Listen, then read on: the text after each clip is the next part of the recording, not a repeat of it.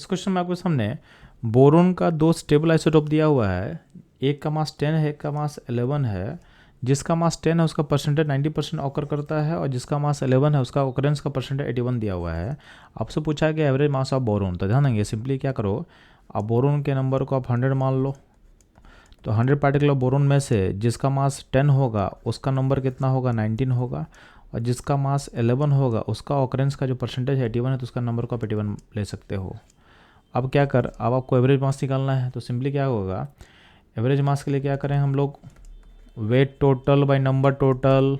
तो weight total by number total कितना दिया हुआ, 100 दिया हुआ है, तो वेट टोटल पहले निकाल लेते हैं ना। तो वेट टोटल क्या होगा, तो 19 इंटू 10 प्लस 81 इंटू आपका 11 डिवाइडेड बाई 100। अब इसको आप सम करते क्या होगा, 1081 डिवाइडेड बाई 100 यानी हो जाएगा 10.81 आपका एवरेज मास निकल के आ जाएगा। तो आपका जो आंसर होगा ये होगा ऑप्शन ए। तो बोरोन का इस केस में एवरेज मास कितना निकलेगा, 10.81। तो ये था आपका नॉर्मल अप्रोच। इसी क्वेश्चन को सॉल्व करने का आपका सेकंड अप्रोच हो सकता है। तो ध्यान देंगे, आपका बोरोन दो टाइप का होता है, एक का मास कितना है 10 है, एक का मास 11 है, ठीक है। तो आपका जो एवरेज होगा 10 और 11 के बीच में होगा। आपको सेकंड अप्रोच में सिंपल बता रहे हैं कि अगर मैथमेटिक्स आपको थोड़ा स्ट्रॉन्ग है तो इसको बहुत सिंपल तरीके से आप सोच सकते हो। आपका दो बोरोन टाइप है, एक का 10 मास है, एक का 11 मास है, यानी एवरेज जो होगा 10-11 के बीच में होगा।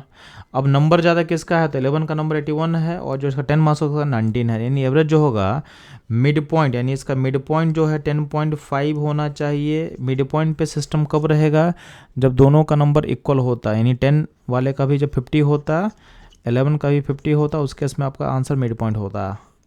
लेकिन आपका नंबर ज़्यादा किसका 11 का है, इसका मतलब एवरेज जो होगा मिड पॉइंट से टुवर्ड राइट शिफ्ट करेगा।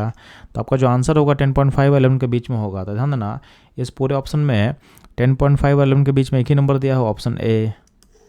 तो आप आंख बंद करके ऑप्शन ए मार सकते हो। तो अगर आपको मैथमेटिक्स स्ट्रॉन्ग है तो चीज़ों को बहुत ईजिली एनालाइज कर सकते हो। और मैथमेटिक्स स्ट्रॉन्ग का जो बात बोल रहा हूँ, तो सिंपल क्लास 9th-10th के मैथमेटिक्स का मैं बात कर रहा हूँ। 11-12 का ऐसा यहाँ पे कोई मतलब नहीं बनता है। तो अल्टीमेटली हम लोग देख रहे हैं कि इसका जो आंसर ए होगा ये होगा करेक्ट। तो ये था इस क्वेश्चन का सॉल्यूशन एनालिसिस। मूव करते हैं हम लोग नेक्स्ट क्वेश्चन पे।